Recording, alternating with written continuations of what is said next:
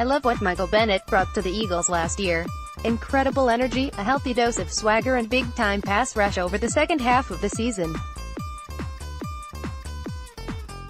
That said, this was a no-brainer, see reported trade. Once he said these words on NFL Network Friday morning, he was done here. I'm not willing to take a pay cut. I actually want a pay raise at this point. He can still play. He had 10 sacks last year, including one in the playoffs. But the last thing the Eagles need is a disgruntled Michael Bennett. And the last thing they could afford to do was give a raise to a 33-year-old part-time player who's already on the books for a $7.2 million cap hit this year and $8 million next year. Anytime any player starts making demands, it's the beginning of the end.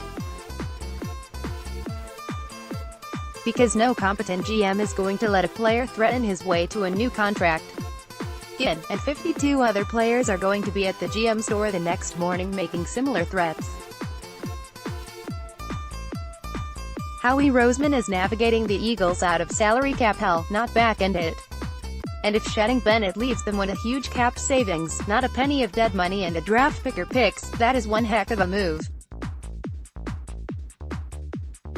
Bennett turns 34 halfway through the 2019 season, and as productive as he was last year, he's at an age in which the end is likely near. He projects right now as one of the 30 highest-paid defensive ends in the NFL for 2019, and only 11 defensive ends in NFL history have ever hit double figures in sacks in a season in which they've been 34. Bruce Smith, Reggie White, Chris Dolman and Too Tall Jones are in that group. So the analytics tell you to move on and common sense tells you to move on and the salary cap tells you to move on. But moving on from Bennett does leave the Eagles with a hole on the D-line. And the key to all of this is Derek Barnett. He has to become what Michael Bennett was. Really, all we know about the defensive end position is that Brandon Graham will be back doing his thing, and Barnett will be here for his third season after a promising rookie year and an injury-shortened second year. As for Chris Long, if he's back, it's a bonus. And maybe Bennett leaving makes Long's return more likely, since there will be more reps to go around. Fourth-round pick Josh Sweat comes back, but he's an unknown quantity. The whole key to sustaining success in the NFL is constantly getting younger and cheaper without losing production. Every time you lose a veteran because of financial considerations, you have to be able to replace him with a cheaper version who is just as good. This is why the draft is the lifeblood of every elite NFL team and why Joe Douglas is such a crucial part of the Eagles front office. Barnett, the 14th pick in the 2017 draft, has to be a stud, has to be.